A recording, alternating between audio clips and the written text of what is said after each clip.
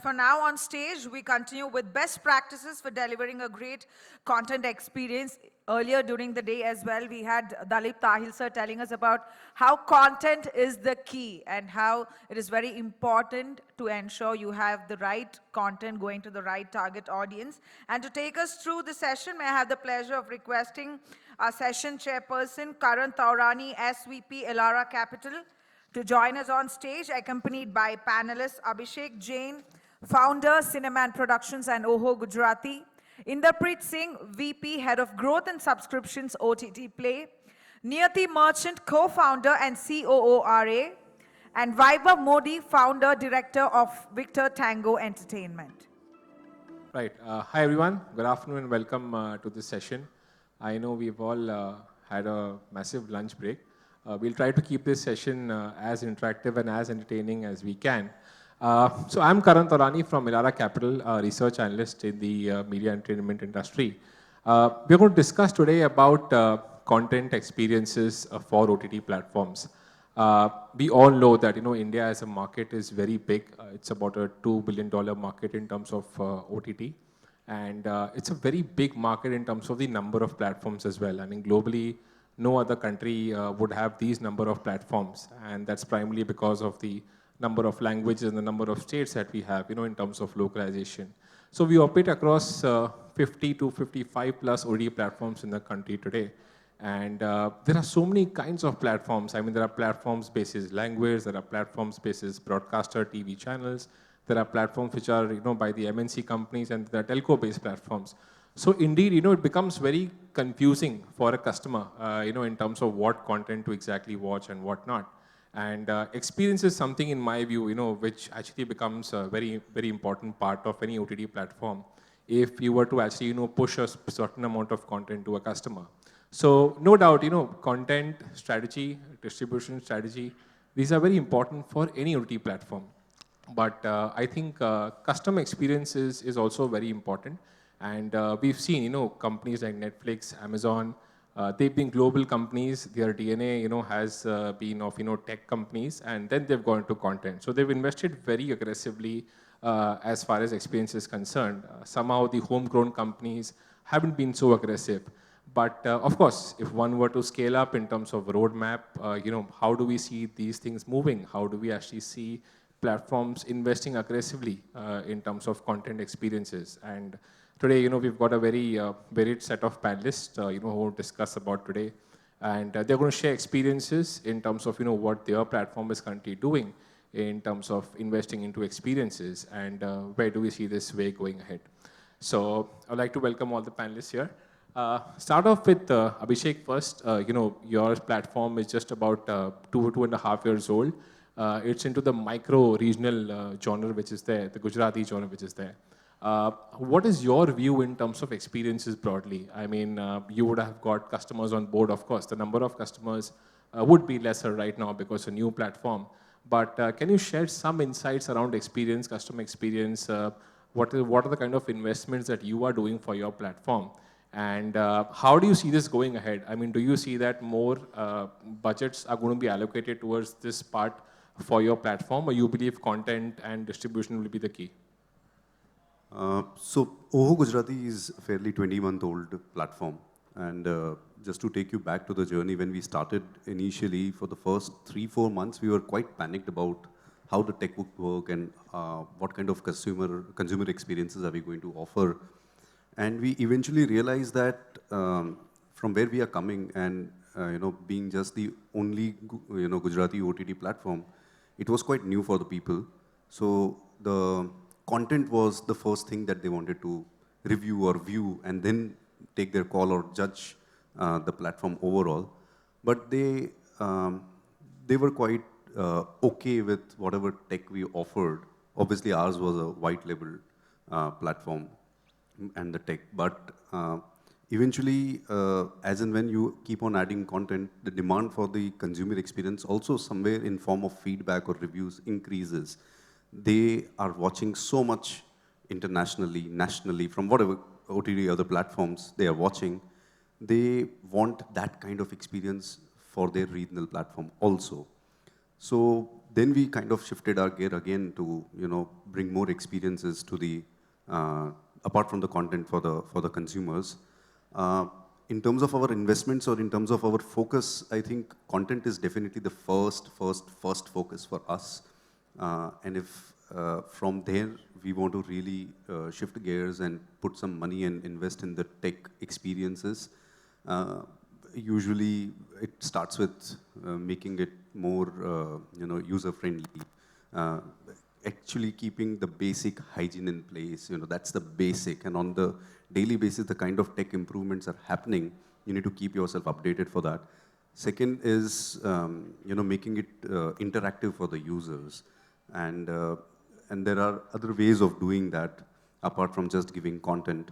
So I think we are also in a phase where we are trying to, figure out what should we offer first, and then something that is also viable for us commercially. We can't, every time we have a tech improvement right in front of us, we kind of gauge it against if this is the amount of money we are putting in this, compare it with the content, then our focus again goes back to the content. के इतने में तो इससे अच्छा एक अच्छा content बना देते हैं, then things can follow. So still the priority is content. Tech experience will definitely be the second most priority. Let's see how it goes ahead. And the number of subscribers, we have fairly good amount of subscribers on board. It's a SVOD model. But the moment it comes SVOD, people again ask a lot from you in terms of consumer experiences, apart from just the content. Right. So homegrown platforms, local platforms are also considering this idea of investing into experience, because customer retention is the key here. Customer eventually will become sticky if you offer them a good experience on the platform, in terms of the platform is not, the video content doesn't get hung, or maybe there are no issues in terms of the content or the platform just going away. Now I would like to bring in Indrapreet also over here. He is basically a part of one of the platforms, which is like an aggregator. So they have a mix of 10 to 12 platforms, on their aggregation platform. I think these kind of models have been well established globally as well, and India is just something which has just come up recently. If you can share insights here in terms of how does customer experience change once there is aggregation, because again, we do talk about the challenges a customer has once there are 50 plus platforms. But if you have 13 platforms into one single aggregated platform, it is equally complicated. So how do you kind of differentiate yourself, and what is the kind of customer experience that you have to offer? Yeah. So the whole idea of aggregator came into play when we saw how OTT is evolving in India. As you rightly said, there are more than 50 plus OTT subscription platforms in India today. And official numbers also say average percent. That's the last year report, which is around 3. If you add telcos, if you add metros, probably each one of us are carrying more than 5 subscriptions at a time, right? And over the weekend, if you don't know a particular name of the series or the content and you're going to go browsing, it takes a lot of time, right? The official stat done by some research, Netflix takes almost 20 minutes before you start watching a content on Netflix. And if I just add all the 5 OTTs which you're carrying, so that is the amount of time you're going to spend before you start watching any content. So that's where the need start coming into it, right? Apart from the payment issues you will have to face at the various point in time of the customer journey, at a different point, sometime you will have to buy a subscription. The aggregator just try to solve those problems, right? Aggregator is actually not creating any content of its own, but just putting everything on one plate and making life easier for customers to browse. And for us, what is the differentiation is primarily, and that's what the experience we are trying to build is the content recommendations, right? And many people keep trying, but end of the day, it is always coming up to the what's new, or what's released, or what's top 10. And very few companies are able to actually do a good recommendation, because at that given point in time, they have that much content only on their platform. And what we are trying to do is, we put together all the OTTs together, give you a time and say, yes, if you are a person who's watching thriller, yeah, Mukhbir has just come on the board, right? And I was just chatting with him, and he's the person behind that creation of the content. It's up there, right? And what are the lookalikes of Mukhbir? All of them are up there. And it creates so much ease for you to just compare the content and just get into it and start watching, right? So that's the kind of experience we are trying to create. And not only that, it's also important what kind of channels you are using, right? Today, for example, I'll be surprised no one using WhatsApp in India, right? I mean, the numbers are there. Metros probably would be at 90% plus penetration, and surprised why it's not still 100. And that's the kind of channel people are engaging. And how do you use those kind of channels? How do you engage with the customer? How do you keep updating the kind of personalization you are building onto your platform and to the customer? And eventually, how the ease of getting into your platform you get into, right? So if you're making a thriller, how you are sending it on email, SMS, and the kind of channel customers are responding. So all 360-degree, paraphernalia we are trying to build around it. And that's the power of technology we are building, and that's the power of experience we are trying to build as we go along the journey in the aggregation space. I think 20 minutes would be the average time, but generally I take more than 1 hour to find something on OTT. I'm sure many of you would agree with me on that. It's a very big challenge, to find something what you like. Niyati, I'd like to bring you in the conversation. So the next part we're going to speak about, the exploratory part, which you mentioned, it's very complicated, for a customer or for a subscriber to actually, ascertain in terms of what he wants to watch. So what are the kind of challenges here? So see, one is you would have a subscriber who would come to your platform because there's a recall for a certain web series which you really want to watch. But what about cross-selling? I mean, can you, share some insights over here that, customers actually end up watching other content because of coming on to, watching that one particular web series. And for that, of course, user experience is of utmost important. So what is the roadmap there? Yeah, so I think, when we were talking about this earlier, if I just talk from personal experience, right? Typically, I end up going to, an OTT platform when there is a particular show that I know I want to watch. And I go there and I search for that show and watch it. Probably Netflix is probably the only platform where I'll go to that platform and see, okay, what do I want to watch and explore here? And I find that to have parallels in, social media platforms or a lot of the other short format, short content platforms, right? Which essentially place a priority on the user experience, right? Because you're not going there to search for something, you're going there to discover things that resonate with you in a certain way, right?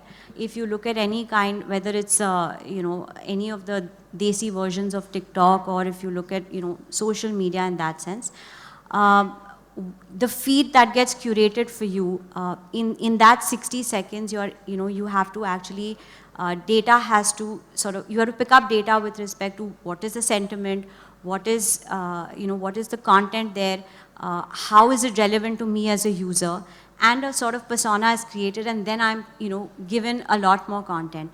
And I think that comes back to the whole idea of what is really premium content, right? Is premium content defined by how much money you spent on making it, or is premium content, the time that the user has spent on it, right? So it could be, something created by a short format content creator, which is more user-generated content, but it's got millions of views and it's got millions of time spent on it.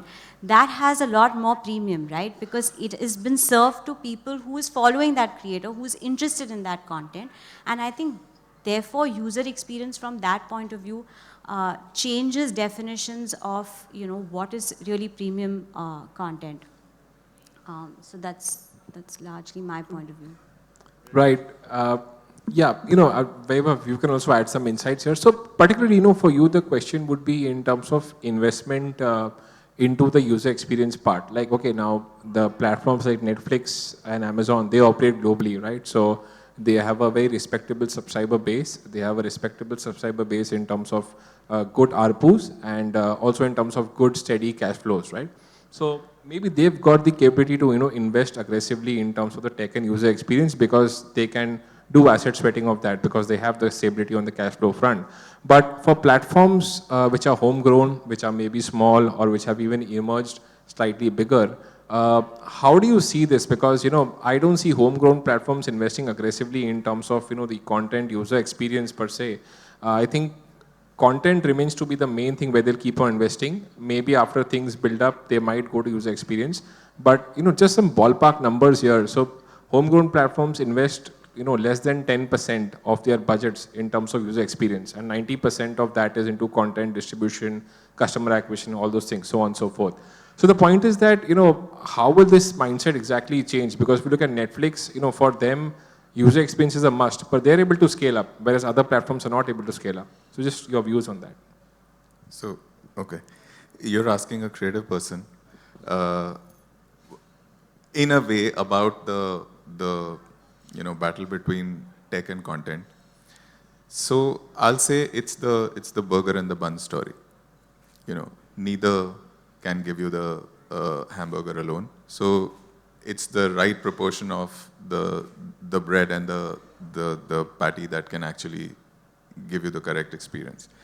But if we were to break it down, broadly, you would break it down into, Netflix, Prime Video, Disney Hotstar, the giants in this business, and then there are the indigenous platforms. I think they're both on two different curves.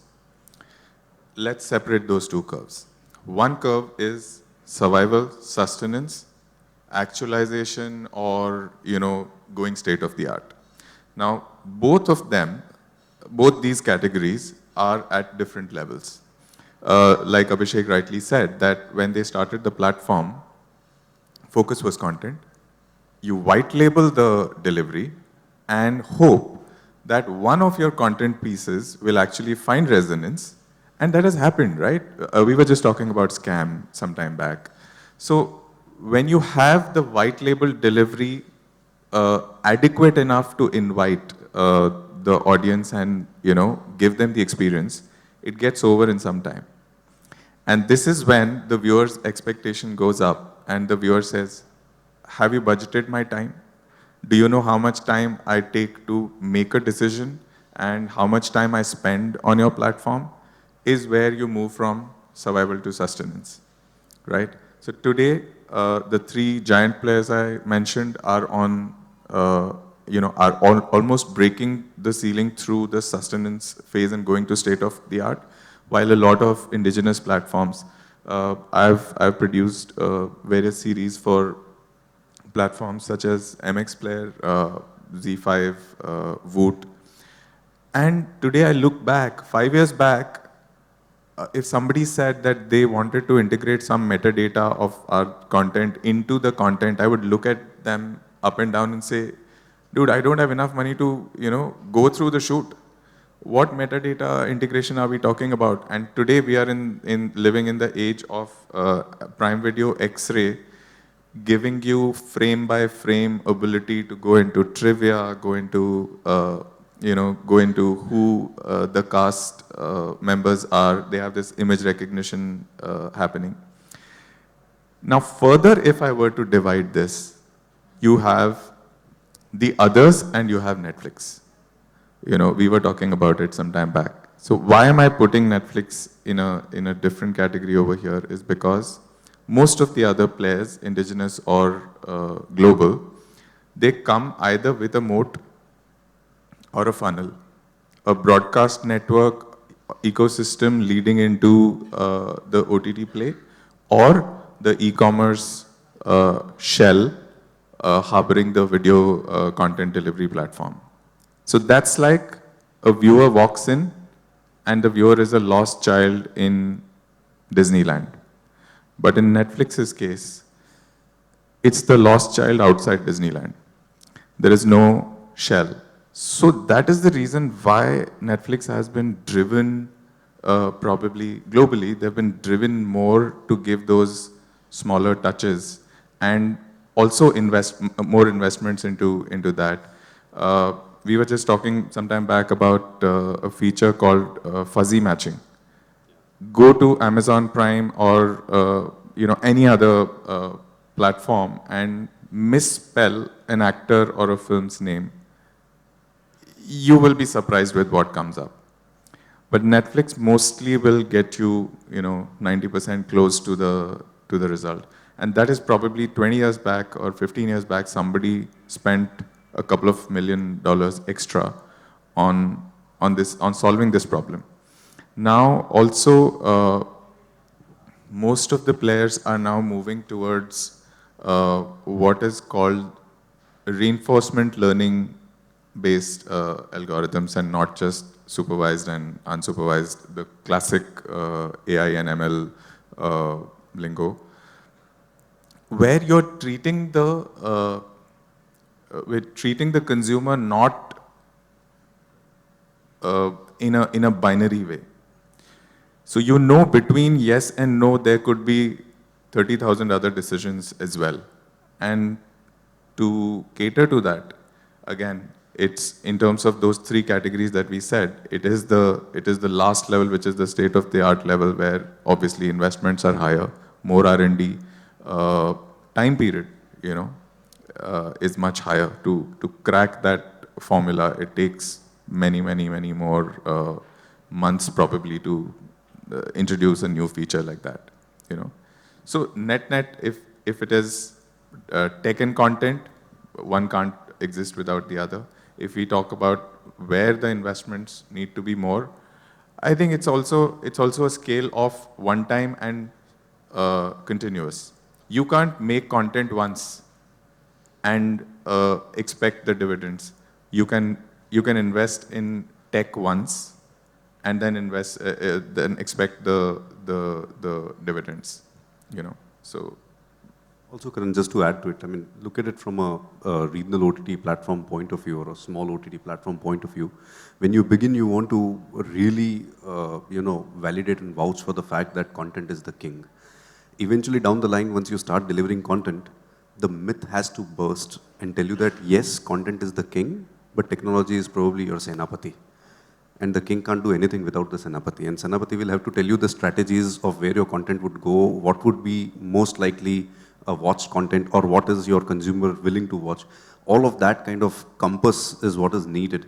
And one cannot ignore technology and the advancement of it. And however it would look like a devil to you when you begin, but you have to succumb to it and you have to make sure that you make the most of it. You have to make him your friend. Right. Just add to what you said, and you said as well. I think as you scale, it kind of works in tandem, because at scale, you are able to deliver a better content experience because you're able to capture more data. You have better user sets to draw inferences from. So they both will scale together, tech and content. In my view, it has to be proportionate, and one only feeds off the other. And also just a little bit to add to this, that for your tech also to work, you need a good sample size. Exactly. So first will come the content, will bring some consumers on board, and then you have a good sample sizes when you can apply your tech. Otherwise, what will you do with your tech when you don't have enough consumers to deal with or knowing their patterns? Yeah. Right, so eventually, as I said, it's all about scale, and the global platforms have the scale, which is why they are investing in tech right now aggressively. And homegrown platforms have some time to go to do that.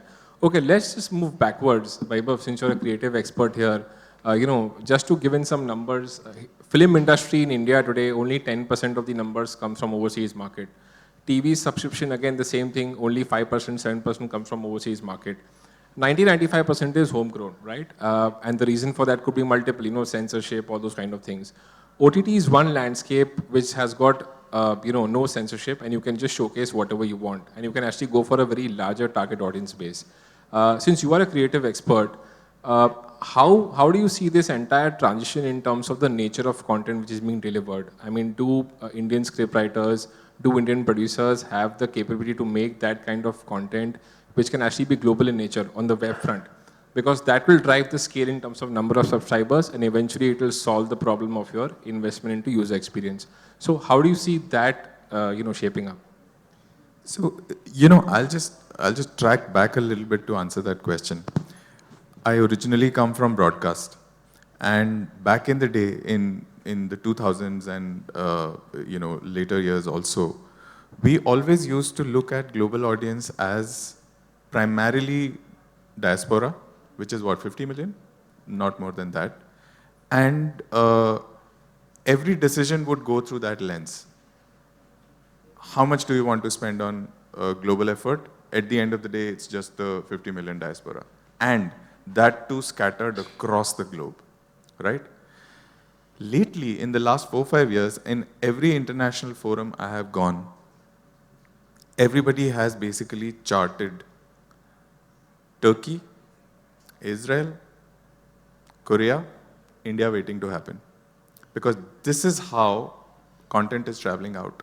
Mukhbir we were talking about. Before we released Mukhbir, I was at MIPCOM in October, and I showed the trailer to some associates, and I asked them if if this would find traction in say Europe or other countries, etc. And the unanimous consensus on that was that not because it's well made, but because it's a unique Indian story that will find relevance everywhere. So I think we are moving towards that era where we don't need to lean either on the diaspora or on the snake charmer and the elephant on the road story to take Indian stories to travel.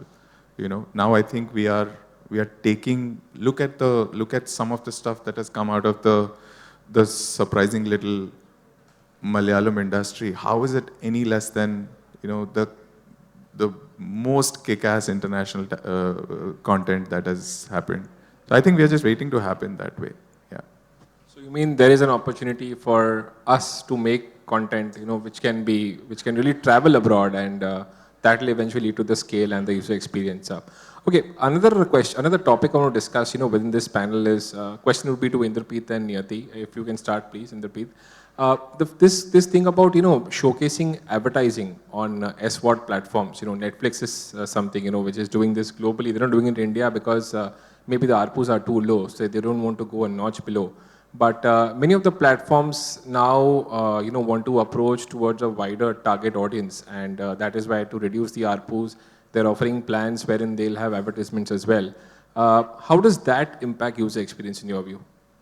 I mean, truly honest, it is a various business model. In India, till a couple of years back, no one was interested in AVOD. AVOD was considered as primarily a TV experience, where the half of the money you pay via subscription, half of the money come by advertisement, and that's how the business model got about. Whereas the OTT, when it started, it was truly, and it was being promoted as without ads. I mean, that's what the headline used to be some time back. Right? Now, slowly, things are evolving. People are probably realizing the scale they wanted to achieve was much higher. Probably they have achieved slightly lower. And how do they break even? How do they make money out of it? And that's where the AVOD thing came into the play, right? To reach to the masses. Ultimately, the whole the game is to give a better experience. If people are ready to pay in some form or the other via AVOD, and someone else is paying on that behalf, customers are okay with it.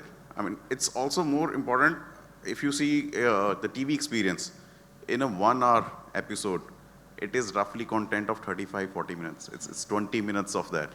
Now, if you try to do that, God save OTT now.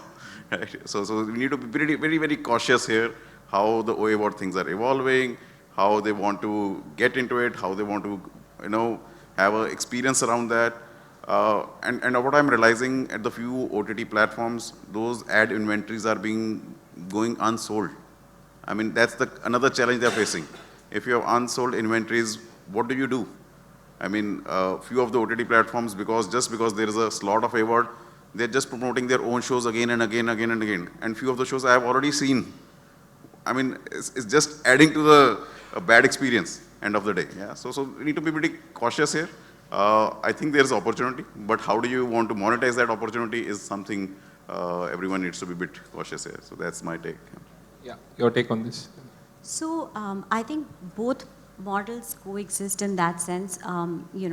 It took a very long time for people to start paying for TV, right? And even for TV, it doesn't really cover the costs of running a TV channel. So advertising will sort of continue. However, different models exist, right? So, and you have AVOD platforms. If you look at entertainment platforms, even social platforms, they take up the highest share of advertising in a way, right? It's how you place the ad, and technology allows you to contextualize that advertising to also somewhere make it meaningful for the users, right? If you're scrolling through Instagram and if you are interested in fashion and beauty, you will get relevant ads, and that's how you sort of make it less intrusive for the user. So it's not necessarily a bad thing. And just briefly, if you can touch upon any learnings that OTT platforms can have from social media platforms in terms of user experience, if you have anything to share on that. Yeah, absolutely. I think, social media platforms in a way, they've been, there are a lot of learnings with respect to personalization, relevance, customization that OTT platforms can borrow. There's a lot more volume of content on social media platforms that are, created by, amateur creators, citizen creators, people who have not really had that kind of following, but still it's been made possible for their content to be discovered in a way so that you're matching the right user and the right content creator. And if that's possible in a social media kind of environment, that's also very possible in a very curated environment like an OTT platform, right? And it's far tougher to do this on a social platform because your unit of content is just 60 seconds, or it's an image, or it's short format. And that much of time, if you can suss out what you should give to whom, those are great learnings for any OTT platform, I think. Right. So I think the learnings from this panel today was that definitely user experience is a very important element of platform.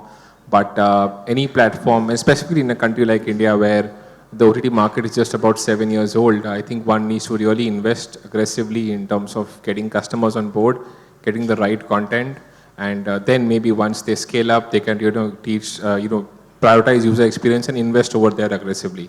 So I think still some time to go as far as India market is concerned. But again, the good news is that we may see content which will eventually travel abroad and lead to scalability factor of the Indian OTT companies. Thank you very much, all of you all, for sharing your insights.